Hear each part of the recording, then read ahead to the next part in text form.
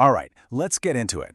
When you buy your favorite piece of sports tech, your watch, your bike computer, you probably have a gut feeling about where it's from. But in today's world, is that feeling actually right? We're going to peel back the layers and take a look under the hood. I mean, let's just take a brand like Garmin. For a lot of us, it feels like a classic American company, right? But the real story is so much more interesting and honestly, a lot more complicated than you might think.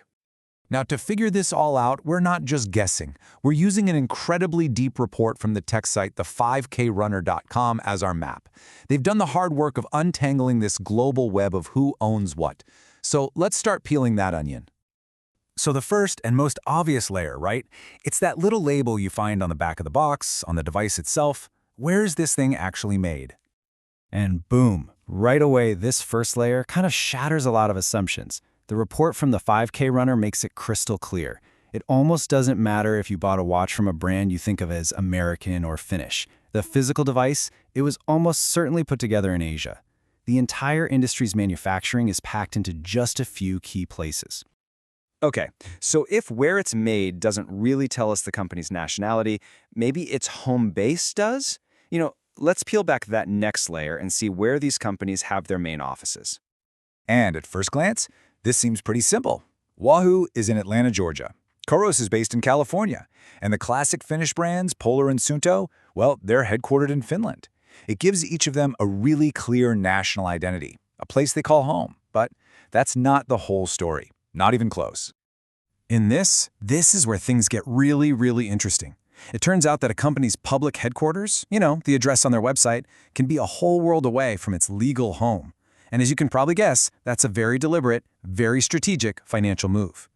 Garmin is the poster child for this. The heart of its operations, where the engineers are, that's in Kansas.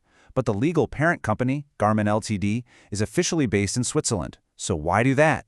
Well, it often comes down to huge tax and legal advantages. So, is Garmin American or is it Swiss? The answer is, kinda, both. So that brings us to the deepest and maybe the most important layer of all.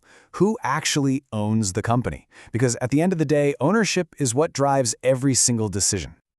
But first, we've got to talk about a huge player in this game that you might not know about, the institutional investor. Now, forget about just regular people buying a few shares of stock. Think of these as giant global firms like BlackRock or Vanguard that own such massive chunks of public companies that they basically have the loudest voice in the room no matter what country that room is in. Their influence is enormous. So here's the thing. Many of the biggest names in sports, Apple, Garmin, Nike, you name it, they're public companies. That means their ownership is spread across millions of shareholders all over the world, with a huge chunk controlled by those big institutional investors we just talked about. So what's their nationality? By definition, it's global. But of course, not every company is traded on the stock market.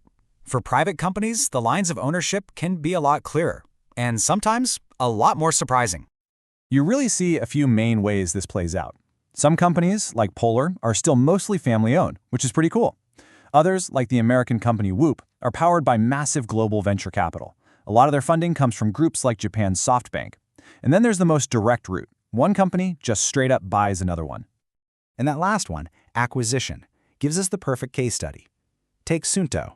It is a proud, iconic Finnish brand, a real heritage name, based in Vantaa. But a few years ago, it was acquired by a private Chinese tech company called Li Sheng Group.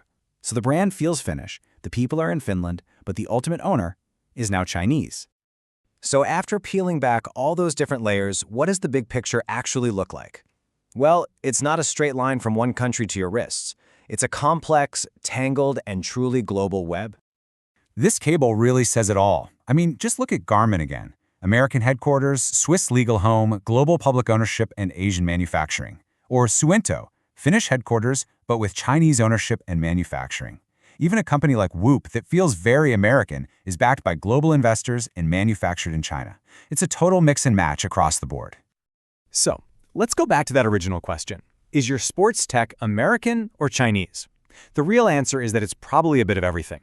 It's a product of a globalized world. International money, strategic legal moves, and a worldwide supply chain. Okay, so it's complicated. I get it. But why should you even care where your watch's parent company is legally registered? What does it matter? Well, it matters because in a world where data is everything, knowing who's ultimately pulling the strings can tell you a lot. It can give you clues about their priorities, right? From their data privacy policies to whether they care more about long-term support or just short-term profits. Understanding this whole web lets you see past the marketing and make a much more informed choice about the tech you trust your data with every single day. And that really just leaves us with one final thought to chew on. In a world where a product can be designed in California, owned by shareholders in Tokyo and London, legally based in Switzerland, and built in Vietnam, what does it even mean for a company to be American or Chinese anymore? It's something to think about next time you head out for a run.